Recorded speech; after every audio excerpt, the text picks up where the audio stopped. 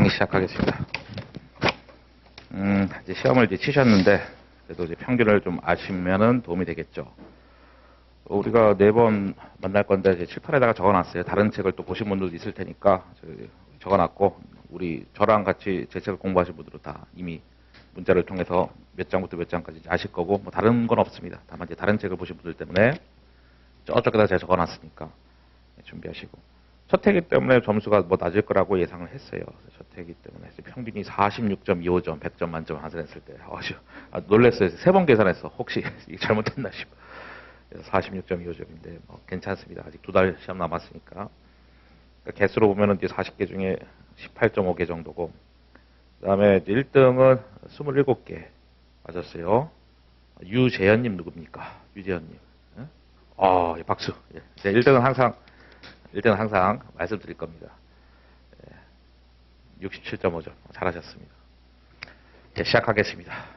저는 정말 힘든 날이었는데, 평균 50점 넘을 줄 알았지. 2달 남았으니까 괜찮습니다. 그리고 뭐 처음은 다들 준비가 좀 덜 되다 보니까 뭐 그런 것도 있을 겁니다.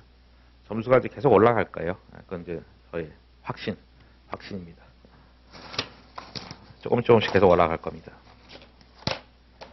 그러니까 제가 생각하는 점수는 이제 50점은 넘어가줘야 된다. 50점. 우리 지금 평균이 46.25점인데 100점 했을 때 50점은 넘어가야 희망이 보입니다. 물론 지금 뭐 40점 안 나와도 나중에 60점 이상 충분히 맞을 수도 있습니다. 자기 준비하는 거에 따라서. 그러니까 가장 좋은 게 이제 모의고사 자체 푸는 것도 중요하지만 이제 이걸 이제 준비를 하고 푸는 게 의미가 있죠. 그래서 내가 저기까지 다 공부를 했다. 그리고 나서 이제 우리가 피드백용으로 모의고사 보고 이제 충격 먹고 그다음 이제 모의고사 때 뭐 여러 가지 느끼는 거죠. 야, 이거 뭐 시간 순서대로 이걸 뭐 문제 순서대로 풀다 보면은 망하겠구나 이런 생각을 또 드실 거예요. 그래서 말 문제 쫙 풀고 나서 좀 만만해 보이는 거 쭉 풀다가 종치는 거죠. 이제 그런 거를 이제 계속 연습하면은 나중에 시험장 가서 당황을 덜 할 겁니다. 오늘은 첫 회기 때문에 이제 말 문제가 좀 많아요. 앞에 뭐 이것저것 말들이 좀 많고 다음번부터는 이제 말 문제가 좀 적겠죠. 그래도 점수는 올라갈 거예요. 아마 처음이 가장 작을 거라고 봅니다. 점수가. 이제 풀었기 때문에 좀 빠른 속도로 진행될 거예요. 우리 40문제를 1시간에 20문제씩 정리한다는 것은 거의 포인트만 딱딱딱 찍고 넘어간다는 얘기거든요. 그래서 이제 풀었으니까 좀 빠르게 진행하겠습니다.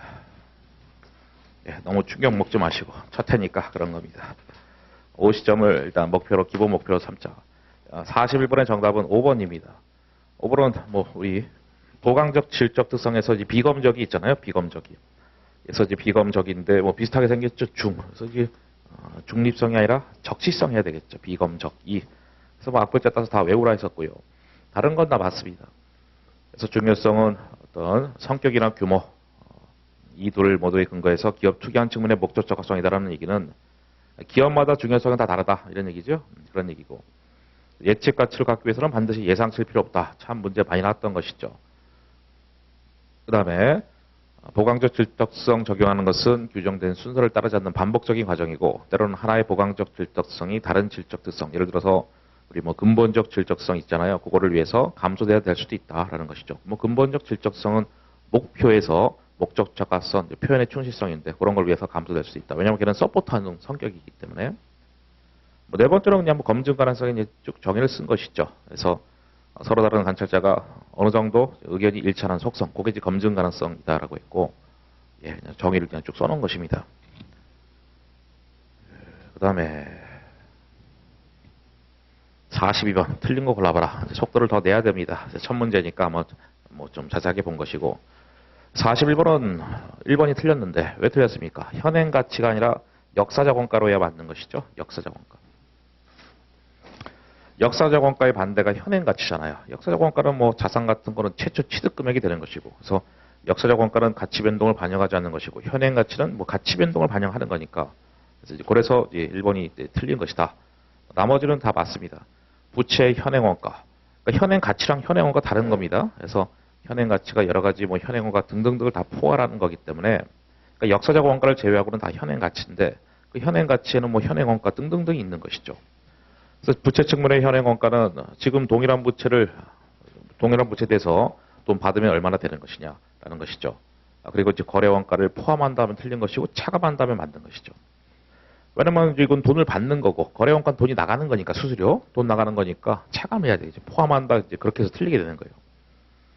그리고 이제 세 번째는 기업 특유 과정을 반영한다는 얘기가 사용 가치랑 이행 가치는 회사가 뽑는 거야. 우리 회사가. 그래서 미래 현금으로 현재 가치하는 개념이니까 현재 가치한다는 얘기는 우리 회사가 이제 판단해서 주관적으로 이제 설정하는 금액이기 때문에 기업 특유 과정이다라는 것이고. 그러니까 자산 사용할 때 가치인데 자산 사용할 때 미래 현금으로 예상한 다음에 현재 가치하는 것이고. 이행 가치는 부채를 즉 갚아버리면은 우리 회사가 갚아버리면은 미래 현금으로 예상될 텐데 그걸 현재 가치하는 거예요. 현재 가치 개념이다라는 공통점이고 현행 원가는 항상 포인트는 뒷부분이에요. 거래 원가를 뭐 제외한다, 포함한다, 포함한다, 맞다라는 것이죠. 자산 측면의 현행 원가는 지금 동일한 자산을 구입하면 얼마냐라는 것이고 거기다가 거래 원가를 포함한다 맞는 것입니다. 취득 부대비용 더하는 거니까요. 그래서 자산은 돈 쓴 거니까 거래 원가도 돈 쓴 거니까 포함하는 게 맞는 것이고 부채 쪽의 현행 원가는 차감한다는 게 맞는 것입니다. 자본은 뭐 일반적으로 플러스지만 마이너스 뜰 수도 있다라는 것이죠. 뭐 개별 항목, 그래서 뭐 자본 항목 5가지인데 뭐 각각 항목들이 마이너스 뜰 수도 있겠죠. 아니면 다 합친 총 자본도 마이너스 뜰 수 있다. 뭐 그런 얘기입니다. 처음이니까 이렇게 하지 이제 시간 봐가면서 후다닥 날릴 거예요. 우리 굉장히 빠듯한 시간이거든요. 간단한 리뷰를 하는 거니까. 43번은 5번이 틀렸습니다. 5번은 왜 틀렸냐? 우리 공정가치 부분에 대한 것인데 거래원가 존재했을 때 자산부채 공정가치 측정했을 때 주된 시장의 가격에서 돈 거래원가를 조정한다. 조정한다. 그 부분이 틀린 것이죠. 조정하지 말아야 된다. 조정한다는 얘기는 거래원가를 차감한다는 얘기거든요. 거래원가를 차감하면은 그때는 순공정가치 개념이 되는 거고 거래원가를 무시하면은 공정가치가 되는 것이죠. 뒷부분은 맞는 겁니다. 거래원가는 운송원가를 포함하지 않는다. 그러니까 공정가치 할 때 운송원가는 차감은 하는데 거래원가는 차감하지 않거든요. 그래서 결국 이 거래원가랑 운송원가는 별개니까 그런 건 뒷부분은 맞는 문장입니다. 어쨌든 이 뒷부분의 의미는 운송원가는 공정가치 할 때 차감하는 것이고 거래원가는 이제 차감하지 않는다. 그러니까 이제 공정가치는 운송원가 차감인데 만약에 순공정가치라면은 운송원가 차감하고 거래원가도 차감하고 그렇게 정리되는 것이죠. 그 다음에 이것도 참 1번 많이 나오는 문장이죠. 관측 가능한 투입 번수를 최대하고 관측 가능하지 않은 투입 변수는 최소한다 해서 요 최대 최소 이걸 이제 거꾸로 해놓고 이제 맞냐 틀리냐 이제 그렇게 자주 되는 것이고 2번도 뭐 맞는 문장으로 자주 나오는 것이죠. 비금융자산 공정가치가 대표적인 게 뭐 유무형 자산이죠. 그런 거 측정할 때 최고최선을 사용하거나 최고최선 사용할 다른 시장 참여자한테 매도함으로써 경제효익을 참여할 수 있는 능력을 고려한다 해서 이것도 뭐 지금까지 다 맞는 문장으로만 나왔지 이걸 뭐 틀리게 뭐 낼 거리는 없거든요. 그래서 출자나 입장에서 야 이 문장을 어떻게 틀리게 뭐 그런 것들이 다 어느 정도 보이거든요. 그래서 이런 것들을 맞는 문장으로 내는 것이고 공정가치는 시장에 측정한 근거치지 이제 기업 투기의 가치가 아니다. 그러니까 기업이 뽑는 게 아니라 시장에서 뽑는 숫자다라는 것이죠. 그 다음에 거래 가격은 자산을 취득하면서 지급하거나 부채를 인수하면서 받는 가격이다. 이거는 이제 유입 가격이다라는 것이죠. 반면에 이제 우리 공정가치는 유출 가격이죠. 유출 가격. 이거 재무제표에 꽂힐 때 금액 유입 가격이고 이거는 재무제표에서 제거될 때 금액이다. 제거될 때 금액. 왜냐면 공정가치 자산의 경우는 팔았을 때 가치 뭐 이런 거니까. 거래 가격은 여기 보시다시피 팔았을 때가 아니라 샀을 때 취득할 때 가치이기 때문에 재무제표에 추가로 들어가는 것이고 이거는 재무제표 제거가 되는 거니까 거래 가격까지 공정가치로 반대로 보시면 되는 것이죠. 그래서 자산을 취득하면서 지급하거나 그러니까 자산이 그럼 재무제표에 꽂히는 거고 부채 인수하는 거니까 부채도 재무제표에 꽂히는 거잖아요. 그래서 이렇게 해서 됐고 그 다음에 44번 틀린 걸 골라봐라. 44번은 정답은 이제 3번입니다. 3번 왜 틀렸냐. 본문에 중요하지 않다고 판단해서 구분하지 않은 항목은 주석에서 구분해서 표시할 수 있다라는 것이죠. 그러니까 기본 재무제표는 포함이 안 되지만 주석에는 포함할 수 있는 거잖아. 그래서 당연히 할 수 있다. 뒤에 꽁무니가 틀린 겁니다. 생각해보니까 이제 저녁을 안 먹었구나. 제가 오늘 진짜 오늘 최악의 날이거든요. 그래서 원래는 이거를 뭐 조정할까 말까를 제가 정말 수없이 고민하다가 그냥 내가 희생하면 되지. 희생이 아니라 내가 고생하면 되지 하면서 오늘 오전에 저쪽에 삼청동 가서 이제 강의를 4시간 하고 왔고요. 그다음에 이제 충청도, 삼청동은 이제 서울이고 충청도 가서 회계감사를 빡시게 하고 그다음에 저녁을 역시 예상대로 못 먹고 쭉 또 2시간 운전해서 왔습니다. 운전만 몇 시간 한 거야. 5시간, 6시간 했나? 예. 그래도 아직 살아있는 게 신기한데 일단 배가 많이 고픕니다. 그래서 고프다고 또 일찍 끝내지는 않을 거고. 또 이 또 참에 또 살을 빼야지 제가. 지금 뭐 저 빼고 지금 충청도에서는 다 한우 먹고 있습니다. 아, 정말. 아, 슬퍼. 슬퍼. 예, 지방 가면은 잘해줘요. 서울은 뭐 얄짤 없고 서울은 아무것도 안 해줍니다. 서울은 뭐 그냥. 근데 이제 지방 가면은 회계감사할 때 잘해줍니다. 나머지 뭐 맞죠? 이제 우리 발생주의가 원칙인데 현금흐름표만 현금주의다 뭐 이런 얘기고, 자산보채는 우리 수익비용은 상기하지 않는다. 총액주의니까요. 맞고, 그리고 네 번째는 뭐 비교 공시한다. 기본 재무제표는 다 비교 공시, 전기단기 비교 공시하는데 서술형 정보, 그러니까 주석사항도 필요하면 비교 공시해라 이런 얘기고요. 대손충당금, 그다음에 재고자산 평가충당금은 순액으로 하는 거 상계 표시에 해당되지 않는다. 이 문장이 상당히 어려운 문장. 물론 엄청 많이 나온 문장이죠. 상계 표시되지 않는다. 해당되지 않는다. 맞는 것이죠. 왜냐하면 상계라고 하는 게 아까도 말했지만 자산부채 퉁치고 수익비용 상계하는 거 그런 거기 때문에 이건 자산차감이기 때문에 상계 개념에 해당되지 않는다. 또 하나가 순액으로 하는 것도 가능한 겁니다. 순액으로 한다는 건 뭐요? 매출자금 빼기 대손충당금에서 순액으로 표시하는 것도 가능한 거예요. 다만 이제 가능한다 한데 가능한다 하더라도 그건 이제 상계 개념은 해당되지 않는다. 뭐 이런 얘기예요. 순액으로 하는 것이 불가능하다. 틀린 문장입니다. 순액도 가능한데 순액으로 했을 때 상계 표시는 개념에 해당되지 않는다. 뭐 그런 식의 개념입니다. 빨리 넘어가라. 다음에 45번. 45번은 이제 정답이 2번이죠.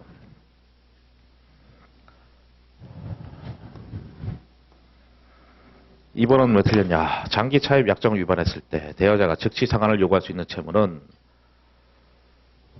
보고기간 후 재무제표 발행 승인일 전에 어떤 합의를 했어. 이 문장을 볼 필요 없는 것이죠. 왜냐하면 유동, 비동 판단하는 것은 결산일 기준, 보고기간 종료일 기준이잖아요. 요거는 보고기간 이율, 다시 말하면 X 2년 뭐 1월달, 2월달 이때 뭐 합의한 거잖아. 다 필요 없는 것이죠. 결산일, 보고기간 말 기준에 하는 거기 때문에. 야, 그럼 당장 갚어. 그럼 당연히 유동부채가 되는 거죠. 당장 갚어 이거기 때문에 당장 갚어 유동부채 되는 것입니다. 그러니까 여기 뭐 약정 이런 거지. 아예 볼 필요도 없는 것이죠. 이게 보고기간 말 전에 어떤 합의를 했으면 인정. 하지만 그 이후에 합의했으면 아예 문장을 보지 마세요. 그리고 유동자산 이거 이연법세 자산부채는 이것도 참 많이 나왔죠. 비유동이잖아. 비유동입니다. 유동이 아니다. 비유동이다. 맞는 것이고, 그다음에 더 신뢰성 있고 목적 적합한 정보를 제공하며 변경된 구조가 지속적으로 유지될 가능성이 높아서 비교 가능성 저해하지 않을 거 판단될 때는 변경해라. 맞는 것이죠. 기본적으로 뭐 재무제표는 표시 방법 변경하지 마라. 근데 다만 변경했을 때 더 신뢰성 있고 더 목적 적합하면은 변경해도 된다라는 뭐 예외 사항인 건데 맞고. 그다음에 잠시만요. 5번 같은 거 보시면은 4번 너무 길어. 일단 5번부터 너무 길어. 기업이 기존의 대출 계약 조건에 따라서 보고기간 후 적어도 12개월 이상 부채를 상환하거나 차원하거나 연장할 것으로 기대하고 있고 그런 재량권이 있어. 그러면 이제 비유동부채 되는 것이고, 그런 재량권이 없으면은 유동부채고, 있으면은 비유동부채고. 왜냐면은 연장할 수 있는 권리가 있으니까. 그리고 또 그렇게 해당되는 거니까. 그리고 4번은 엄청 긴데 IFRS상 요구사항 달리 적용할 수 있다는 것인데, 뭐가 개념 체계하고 결국 이 개념 체계랑 기준서가 서로 다른 얘기하고 있을 때 다르게 적용할 수 있다라는 그런 식의 문장입니다. 그런 식의 문장이에요. 엄청 길다. 그러니까 이런 것도 보면은 뭐 달리 적용할 수 없다. 뒤에 여기를 다르게 하는 거지 뭐 다른 거는 다르게 하지 않습니다. 그래서 달리 적용할 수 있다 없다 거기만 다르게 하는 거예요. 앞부분은 다 어차피 뭐 뻔한 문장입니다. 예, 그건 됐어요. 넘어가시고 46번 잠시 또 시간 보면서 감을 다시 한번 잡아야지. 문제 2.5. 그쵸. 더 달려야 됩니다. 엄청 달려야 돼. 처음이니까 천천히 했는데 포인트만 딱딱딱 짚고 넘어가야 됩니다. 워낙에 40문제 뿐이니까. 그리고 시험장 가면은 지금도 그렇지만 다 푸는 게 아니에요. 딱 보다가 시간 내에 봐서 왔다 갔다 하면서 정신없이 푸는 겁니다. 우린 그 훈련을 하는 거야 지금. 쉬운 거부터 말문제부터 다 풀고 나서 쉬운 거 풀고 그 다음에 또 정신없이 왔다 갔다 하다가 이제 종치고, 그래서 다 멘붕 빠지는 거를 몇 번 경험하면은 이제 실제 시험장 가면은 뭐 당연하지 원래 이런 거야 하면서 이미 마치 백신 맞은 것처럼 그치 몸이 다 적응하는 겁니다. 당황하지도 않고 떨리지도 않고. 46번에 5번입니다. 왜 틀렸냐? 이거는 포인트가 이거잖아. 조정 영업이익을 우리가 포괄 IS가 아니라 주석상에 기재할 수 있다. 주석상에 기재할 수 있다. 그러니까 이거는 IS니까 틀린 것이죠. 뭐 조정 영업이익이 결국 이제 우리 회사가 자체적으로 영업이익 뽑는 걸 얘기하는 것인데 주석에 기재할 수 있다. 그래서 틀린 것이고.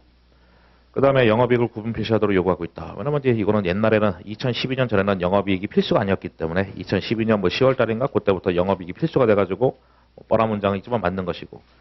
기능별로 분류했을 때 매출에서 매출원가 판가비 빼는 게 그게 기능별 분류 방법이잖아요. 우리가 알고 있는 일반 손익계산서 방식이고 3번은 이제 금융회사 같이 영업의 특수성을 인한 매출원가를 구분하기 어렸을 때 그때는 영업수익, 그러니까 금융회사는 영업수익, 영업비용 이렇게 해서 차감하거든요. 그래서 걔들은 뭐 매출원가, 걔들은 매출원가 판가비 구분하는 게 애매하기 때문에 그런 것이고 그다음 영업이익 산출 내역은 뭐 ISA 하거나 주석 둘 다 뭐 가능한 겁니다.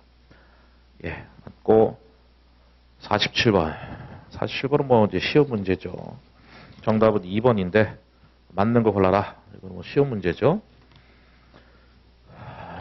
현금으로 표는 영업 투자 재무 활동 맞고요. 현금 유입 유출 맞고 재무 상태표 일정 시점의 재무 상태 맞고 그다음에 디귿은 일정 기간의 경영 성과는 뭐 당연히 IS죠. 손익계산서, 포괄 손익계산서고 그다음에 재무제표 작성과 표시에 대한 책임은 경영자한테 있다는 것이죠. 경영자가 있다는 얘기는 이제 회사 니네가 해라 이런 얘기죠. 재무제표를 회사가 작성하는 거거든. 주주가 작성하는 게 아니라. 그리고 또 뭐 뒤에 걸 뭐 참고지만은 이제 회계감사 제가 이제 오후에 하고 온 거잖아요. 한 3시간 정말 말도 없이 3시간 뭐 말도 안 되게 3시간 뭐 빡시게 하고 왔는데 그거는 이제 우리가 외감법이라고 해서 제가 이제 풀에도 써놨지만은 외부 감사에 관한 법률, 그래서 외감법 대상 법인만 감사를 받는 거예요. 참고로 이제 규모가 큰 애들만 받는 거예요. 그래서 이제 모든 회사가 다 감사 받는 건 아니고. 그 다음에 여기 두 개 더한 게 이제 총포가 손익 맞잖아요. 맞고 넘어가시죠.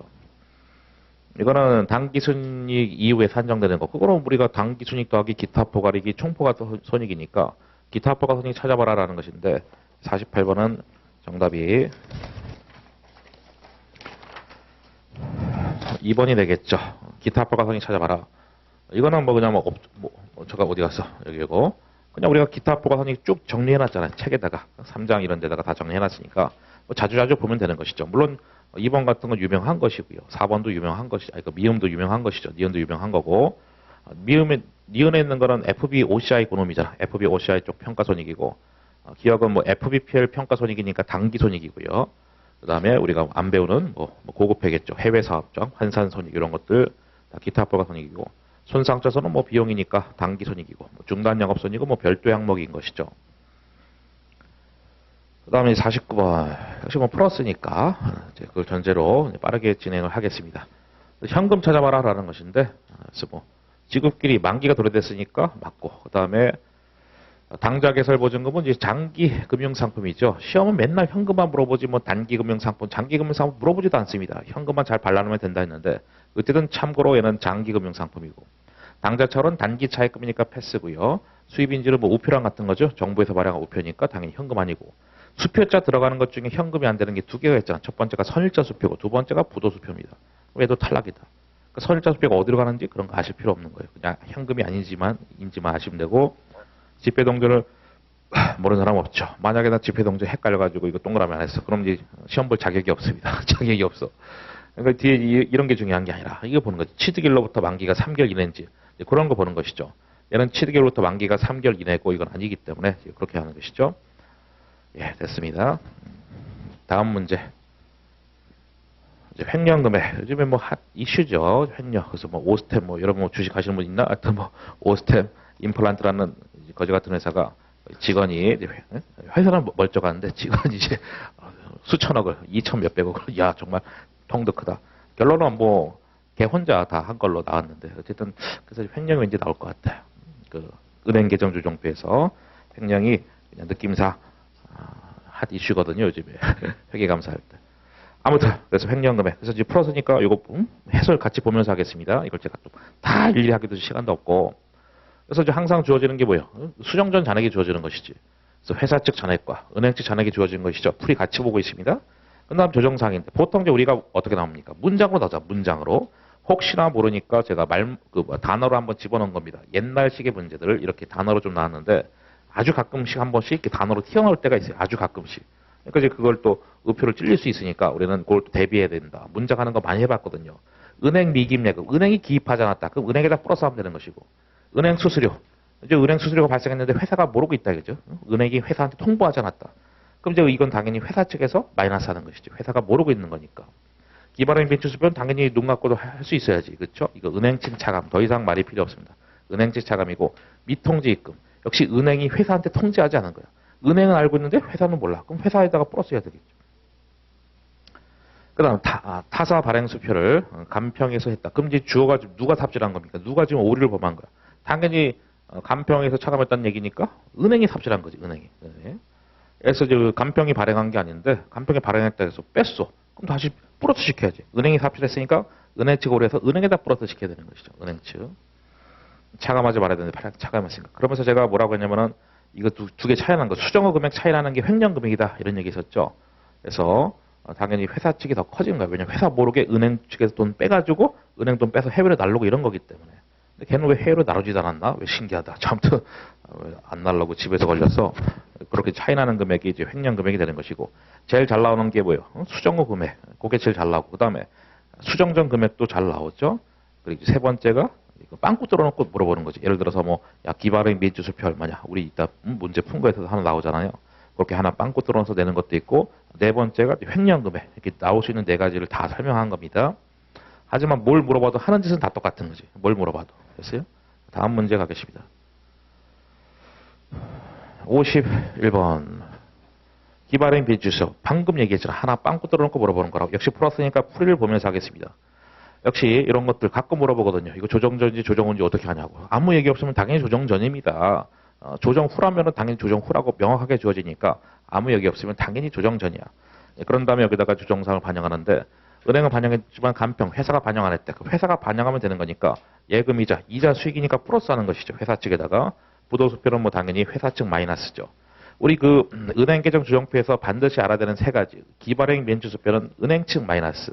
부도수표는 회사 측 마이너스. 또 잘 나오는 게 뭐예요? 추심모음. 추심모음은 회사 측 플러스죠. 요 세 개는 단어만 보고도 바로바로 할 수 있어야 됩니다. 그 다음에 은행이 착각했대. 그 은행이 오류를 범한 것이죠. 그래서 합격해서 수표를 발행했는데 우리 쪽에서 또 발행했다고 착각해서 뺐다. 그럼 이제 은행 측에다가 더 해야 되겠죠. 아까 바로 직전 문제도 그런 거 은행 측 오류 있었으니까. 그렇게 해가지고 기발행 민주표는 은행 측 차감이기 때문에 거기다가 풀이해도 이제 마이너스 X 써놨는데 그렇게 해서 조정후가 같다는 걸 활용하는 것이죠. 그렇게 해서 보시면은 X 값이 나오겠죠. 그 다음에 야, 이름이 절망을 위하여도 있네. 희망을 위하여도 아니고 야, 합격을 위하여도 아니고 절망을 위하여. 굉장히 시크하신 분이네. 나만큼 시크하신 분이네. 저는 제가 시크한지 몰랐는데 요즘에 맨날 듣는 소리가 넌 진짜 시크하다. 물론 이제 학생들이 여기저기서 그런 얘기를 종종 합니다. 저는 점점 애가 맛이 가는 것 같아. 옛날에 착했는데. 예. 저는 이제 제가 이제 강의하면서 알게 된 거. 아, 내가 시크한 사람이구나. 저는 몰랐거든요. 수정전 잔액이 얼마냐. 역시 이거 뭐 쉬운 것이죠. 뭐 그러니까 이제 기반행 미추수표면 무려 지금 세 문제 바꾸는데 아주 뭐 쉬운 문제잖아요. 은행 측에서 잔액이 이제 4만 원 나왔습니다. 그 은행 측 잔액 4만 원 나왔고, 그 다음에 이제 조정사항을 쭉 우리가 이제 하면 되고, 여기 보시면 거래처에서 은행에 직접 입금한 것이다. 회사는 모르고 있다. 회사 통지 안 했대. 그럼 이게 이제 미통지 입금인 거고, 회사 모르고 있으니까 회사 즉 플러스 하면 되겠죠. 이자 수익이 발생했는데 역시 은행이 회사한테 통지하지 못했대. 그 회사만 모르는 거잖아. 그럼 이제 플러스죠. 이자 수익. 이자 비용이면 마이너스고 이자 수익이면 플러스가 되는 것이죠. 세 번째는 딱 보자마자 부도수표 나왔으니까 보자마자 회사 측 마이너스. 추심업은 회사 측 플러스, 부도수표는 회사 측 마이너스, 기반행 민지수표는 은행 측 마이너스. 바로바로 할 수 있어야 됩니다. 수수료라는 비용이 발생했는데 역시 은행이 회사는 통지하지 않았대. 그러면 또 역시 회사 측 빼면 되겠죠. 은행이 기록하지 않았다. 그게 이제 은행 미금 예금이죠. 은행이 기록 안 했으니까 기록하면 되겠네. 은행 측 플러스. 그렇게 해서 조정구가 같다는 걸 활용해서 보시면은 조정전 금액이 뭐 45,100원이 나옵니다. 그래서 이제 은행 계정 조정표 같은 거는 남들도 푸는 거니까 다 풀 수 있어야 됩니다. 그 다음에 이제 53하고 54번은 이제 우리가 대선 충당금을 워낙에 많이 풀어봤기 때문에 우리가 좀 그동안 이제 못다한 이야기를 조금 이제 부연 설명하려고 일부러 이제 넣어놓은 문제입니다. 잘 안 나오는 형태지만은 나올 수도 있는, 그리고 다른 시험에서 뭐 나오기도 하는 그런 시험 형태인데, 이런 걸 참고로 이제 연령 분석법이라 합니다. 연령 분석법. 저랑 같이 공부할 때 이런 거 안 해봤잖아요. 그래서 어떻게 하는 거냐면은 지금 결산일 현재 이만큼 받을 돈이 있는데 이만큼 돈 떼어먹힐 것 같다라는 겁니다. 그래서 다 곱하면 되겠지. 다 곱해. 그런 다음에 다 더해. 그게 X 2022년 말에 BS상의 대손 충당금이 되는 거예요. 이거 곱하기 이거 더하기, 이거 곱하기 이거 더하기, 이렇게 다 해가지고 했던 게 그게 결산 현재 못 받을 거로 예상되는 금액이야. 다 했더니 걔가 96,000원이래.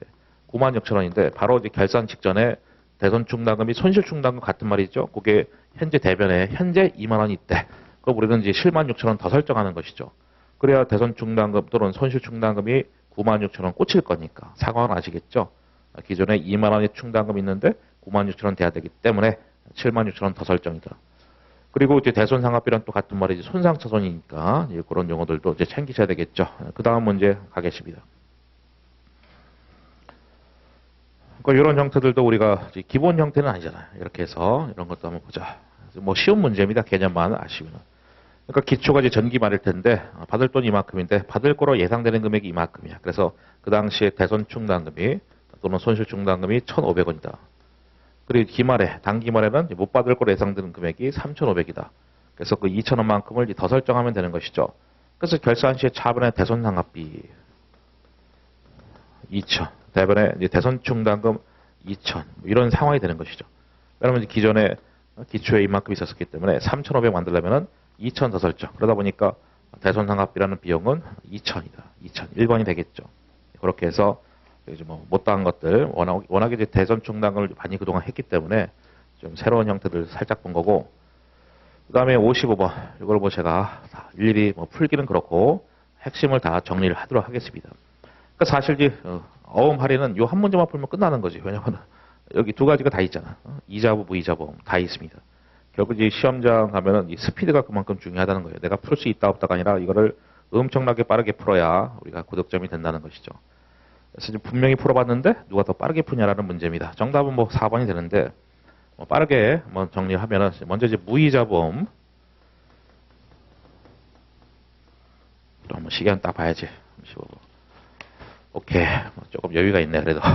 그래서 최대한 빠르게 하겠습니다. 액면가입은 120만 원이고요. 만기 되면 돈 얼마 받을 거냐라고 하는 것이죠. 이게 만기고, 여기가 이제 어음 수칠이고, 우리는 여기 중간에 있는 어음 할인이 여기 있는 거죠. 만기 되면은 이제 액면가 받고, 그 다음에 표시이자 받는데, 무이자 보험이니까 표시이자가 없어. 그리고 이제 매초채권 처분 소지를 물어보는 것이죠. 그래서 이제 우리가 할 일은 이 두 가지다. 첫 번째는 현금 수취액이다. 두 번째는 이제 어음의 가치입니다. 그래서 이거 차이만큼이 매초채권 처분 소지일 텐데 현금 수취액은 이제 120만 원 빼기 120만 원 곱하기 이제 할인율이 되겠죠. 할인율인데 저쪽에 이제 12%잖아. 12%. 그리고 이제 몇 달 땡겨 쓴 겁니까? 4월 1일 날 어음을 이제 수취한 것이고 여기가 4월 1일이고 우리는 7월 30일 날 여기가 어음을 4월 1일 X1년 7월 31일 날 잠깐만 만기가 마음이 급하다. 여기가 이제 만기구나. 그리고 우리는 7월 1일 날 할인한 것이죠. 날짜가 3개가 등장하는 거예요. 여기서 여기까지 이제 3개월이고 이제 한 달이고 한 달치 수수료 주는 것이죠. 사실 뭐 이걸 제가 뭐 안 풀어도 되는데 다 많이 해본 건데 여러분들. 그렇게 해서 계산을 하시면은요. 얼마야? 188 000이 됩니다. 어음의 가치는 120만 원부터 표시이자만큼 붙어가지고 쭉 올라가는데 문제는 표시이자가 없어. 근데 어음의 가치는 그 당시 120만 원이죠. 처음부터 끝까지 계속 120만 원인 것이지. 이 차이 나는 게 매출채권 처분 손실이잖아요. 차이 나는 게 매출, 뭐 채권, 처분 손실이고 12,000원이 되는 것이죠. 제가 뭐 이거 갖고 어쨌든 뭐 정리를 다 한다 했었으니까 뭐 분기 한번 해볼까요? 분기는 CF 참고죠. 뭐 분기는 뭐라도 됐지만은 참고로 현금 받고요. 얼마를 888 000 이렇게 되겠고. 그다음에 우리가 재고요건 충족하나 맨날 그렇게 나오지. 재고요건 충족한다 그러면 이제 매초채권을 제거하는 것이고. 그렇게 나온 적은 없지만 충족하지 않으면 뭡니까? 여기가 이제 단기 차입금이 되는 겁니다. 그럼 뭐 이름만 차이 나는 계산은 똑같은데 계정 과목 차이 나는 거지. 그게 약간 액면가 120만 원 날라가고 이 차이가 이제 매초채권 처분 손실인 것이죠. 상황적으로 뭐 그런 것이다. 12,000원 이런 것이죠. 그러니까 이제 기본적으로 낼 수 있는 게 뭐 사실 은근히 많습니다. 은근히 가장 흔한 게 뭐 현금 얼마냐, 그리고 제일 많이 나오는 게 매초채권 처분 손실 얼마냐, 그리고 이런 것도 물어볼 수 있는 것이죠. 할인료 얼마냐, 할인료. 이게 지금 할인료잖아. 할인료. 이런 게 다 시험 문제거리입니다. 개수천 뭐 은근히 많아요. 낼 수 있는 게. 요게 이제 수수료 아니겠습니까? 수수료? 이제 뭐 이게 12,000이 되겠죠.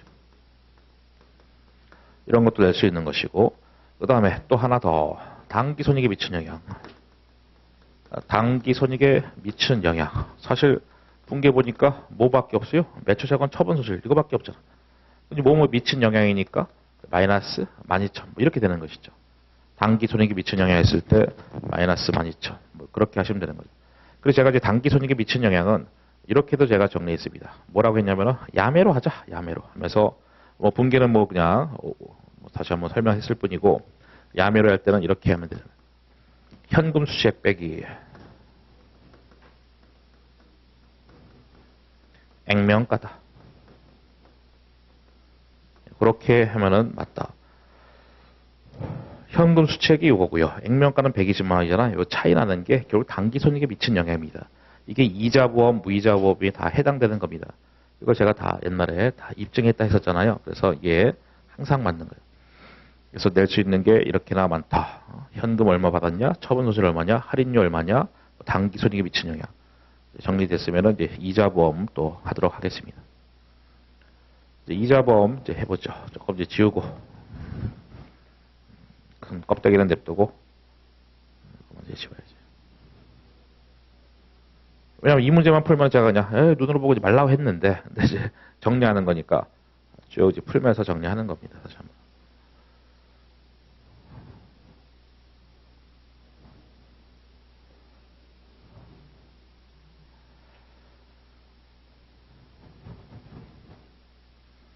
네, 열어놓고 다시 이번엔 이자보험으로 나올 수 있는 걸 다 정리하겠습니다.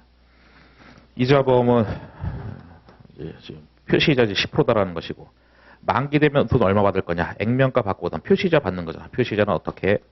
120만 원 곱하기. 그래서 표시이자율이 지금 10%잖아요. 12분의 4개월치. 4만 원인가? 4만 원. 그래서 이제 현금 수채액은 원래는 124만 원 받는 건데 우리가 124만 원 기준으로 은행 수수료 준다. 그게 수수료가 12%가 되는 것이고 다만 한 달치 수수료 주는 것이죠. 그렇게 해서 계산하시면은 거기 봤더니 얼마야? 1, 2, 7, 600이 되는 것이고 그 다음에 어음의 가치 할 때는 처음에는 어음의 가치가 당연히 120만 원인데 시간이 경감해서 표시이자만큼 붙어서 어음의 가치가 올라간다. 그럼 이제 120만 원에다가 120만 원 곱하기 표시이자율 10%가 되는 것이죠. 그리고 12분의 3개월치 이만큼 이제 표시이자가 붙는 것이죠. 물론 이 부분이 분기를 했을 때 또 이자 수익 부분이 되는 것이고 그래서 그렇게 해서 어음의 가치를 계산하면은 123만 원입니다. 그래서 이자 수익이 뭐 3만 원이다 뭐 라는 그런 얘기죠. 그래서 이 차이 나는 게 매초채권 처분 손실이잖아요. 차이 나는 게. 그럼 걔가 2,400원이 나오고 역시 또 참고로 뭐 분개하면서 이것저것 다 한번 따져봅시다. 그래 현금 받은 거 뭐 분기는 뭐 시험장 가서 뭐 하고 있으면 안 되죠 사실상. 매초채권 120만 원 날라가고 그리고 이제 분개할 때 아까 그 이자 수익 부분이 아까 그 미리 계산했지만 이제 3만 원 이렇게 되는 것이고 뭐 대차차익이 매초채권 처분 손실인데 2,400이다. 뭐 분개를 하라는 얘기는 아니고요. 상황이 뭐 이렇게 되는 것이다.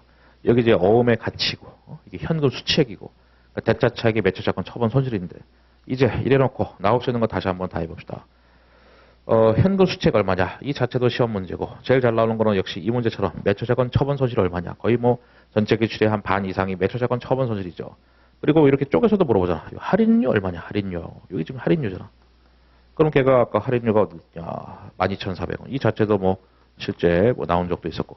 단기 손익에 미친 영향. 원래는 FM대로 하면은 분기 쫙 한 다음에 이걸 다 계산해서 빼야 되는데 복잡하잖아. 그럼 제가 야매로 알려드렸죠. 방금도 이렇게 써놨지만은 이렇게 하면 된다고.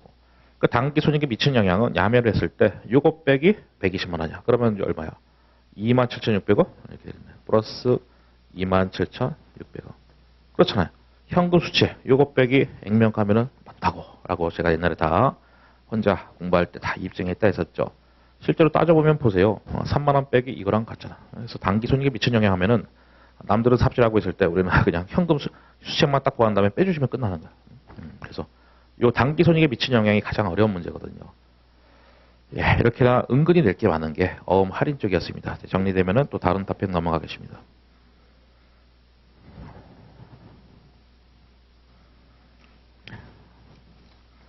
예, 또 정리할 시간을 살짝 드려야지.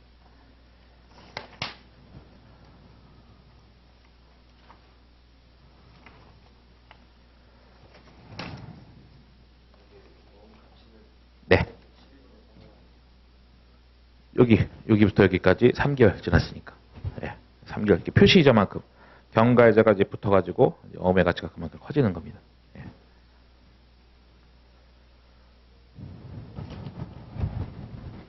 됐습니다. 넘어가겠습니다. 56번. 잠시만요. 어차피 딱 60번까지 하고 있을 거니까. 다행이다. 다 말문제다. 다 말문제다. 오늘은 말문제가 많아서 좋습니다. 약간의 여유를 부려도.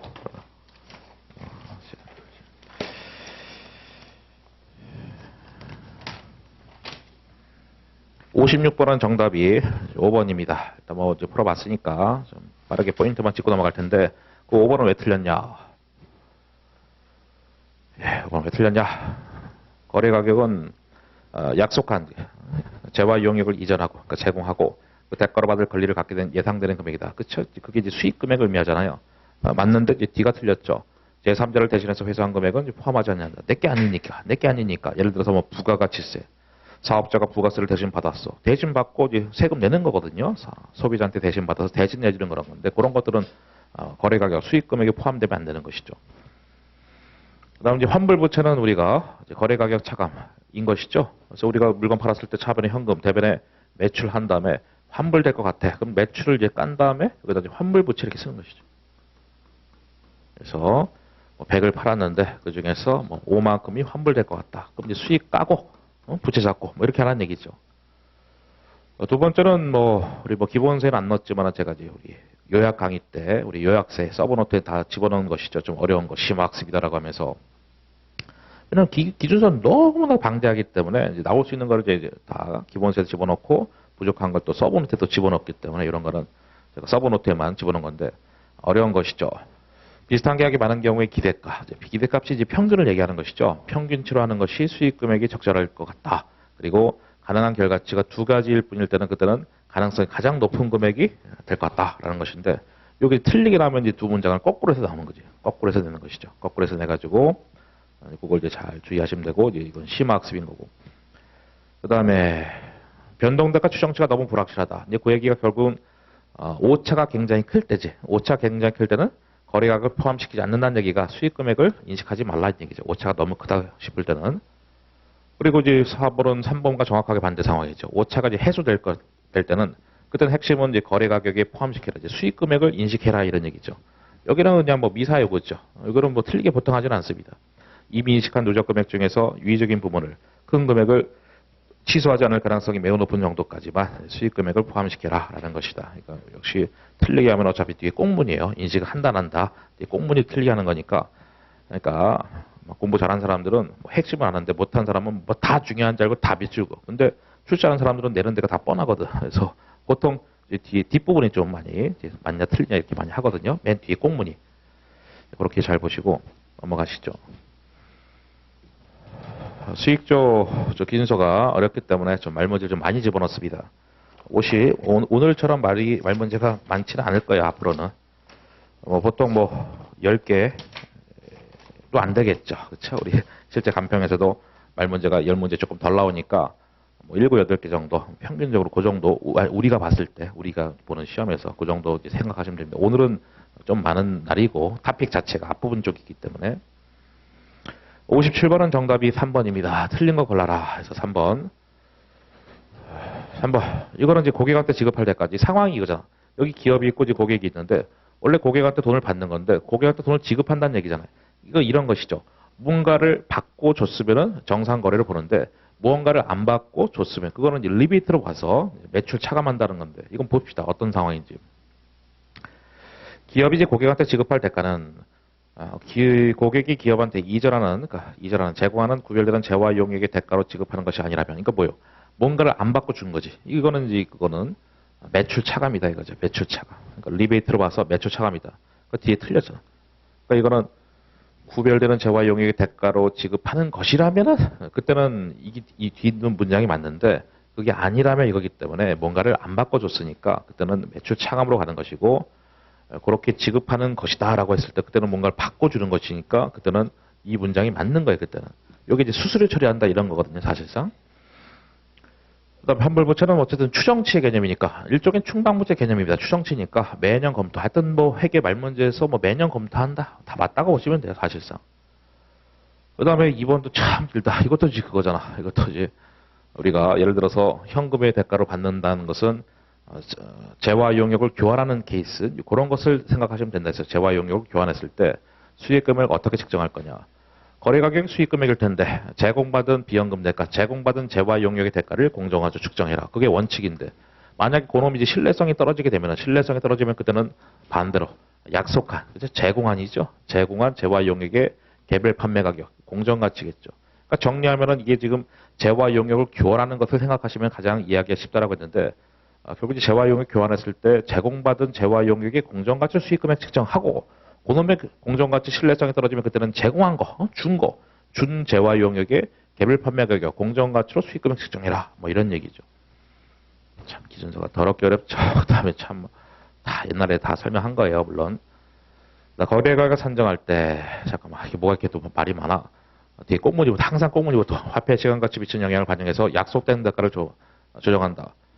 근데 그게 결국 이제 장기 할부 판매 뭐 이런 거잖아요. 장기 할부 판매 같은 거 했을 때 명시적으로 암묵적으로 합의한 지급 시기 때문에 어떤 유의적인 금융 효익, 어떤 유의적인 뭐 이자 요소가 있을 때 유의적인 이자 요소가 있다는 얘기가 현금으로 1년 넘어간다는 얘기잖아요.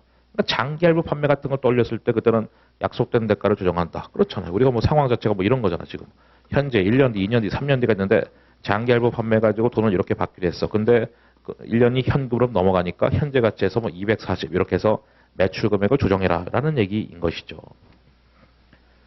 계약을 개시할 때 잠깐만 그 다음에 이것도 뭐야 이거는 기간이 1년이 안 된다 했을 때는 약속된 대가를 조정하지 마라. 조정하지 않을 수 있다는 것인데 이거는 단기 할부 판매 같은 것이죠.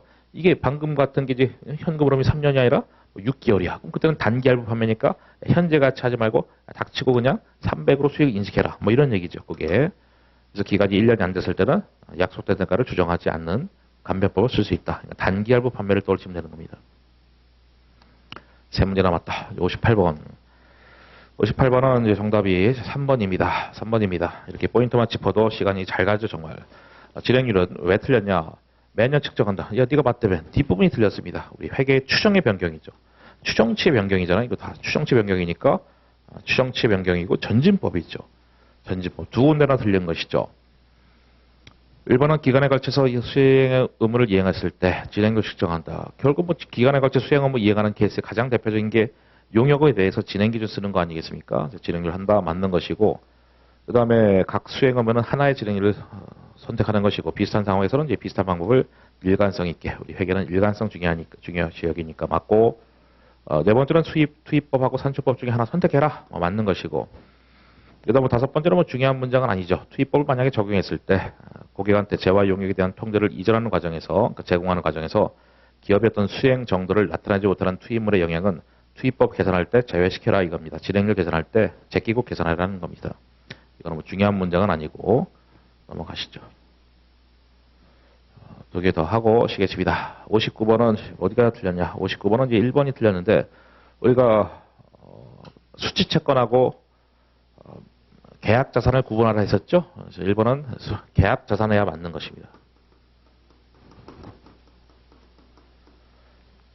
그러니까 수취채권부터 하면 수취채권은 결국은 돈을 받을 무조건적 권리가 있는 게 수취채권이죠. 그래서 수취채권은 결국 무조건적 권리가 있다는 것은 사실상 청구시 돈 달라고 세금 내서서 발급할 때 청구시고요.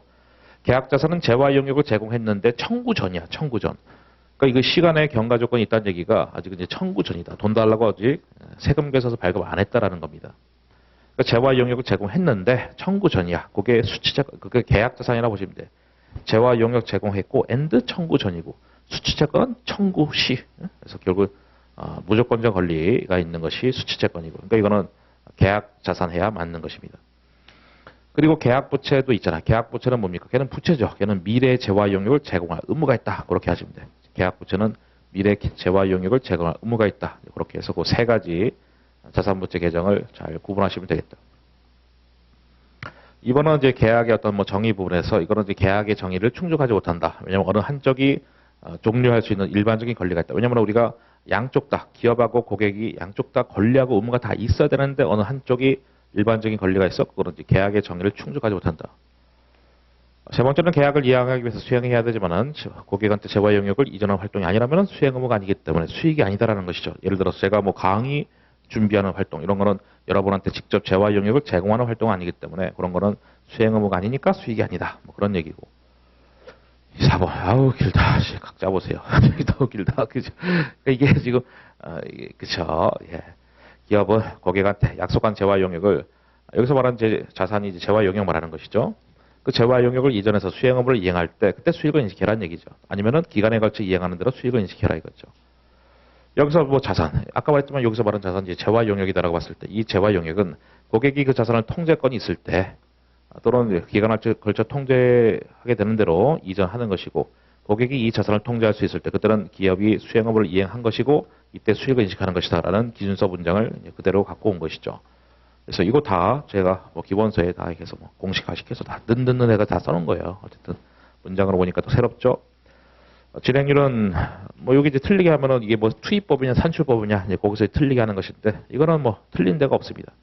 약속한 재화 용역의 나머지 부분의 가치와 비교했을 때 지금까지 이전한 재화 용역의 가치 예를 들어서 건물 100층 만들려고 했는데 지금까지 뭐 30층이 이미 이전이 됐다 고객님한테 그런 거 30% 써라 뭐 이런 것이고 틀리게 하면 여기다가 뭐 투입법이냐 산출법이냐 구분해서 틀리게 하는 것이고 이번 시간에 마지막 문제 하나 더 보겠습니다. 요거는 이제 장기 할부 판매이죠. 다만 이제 특이한 거는 돈을 받고 시작한 거야. 그래서 2022년 초, 22년 말, 23년 말, 24년 말입니다. 그래서 요거 이제 100만 원씩 받았는데 50만 원 또 받았어. 이런 상황이죠. 물론 이때 인도한 거는 뭐 받고요. 인도하고 우리가 보통 인도하고 할부금 이렇게 받는데 요렇게 받고 시작하는 것들도 있거든요. 그랬을 때 이제 매출을 어떻게 하냐. 일단 뭐 본능적으로 얘를 땡겨봐야 되겠지. 그래서 그 연금의 현가에서 땡겨가지고 막 때려봤더니 걔가 얼마야. 봤더니 잠깐만 이게 지금 60번이죠. 그래서 했더니 그래서 그럼 걔가 2, 4, 8, 6, 800이 되겠다.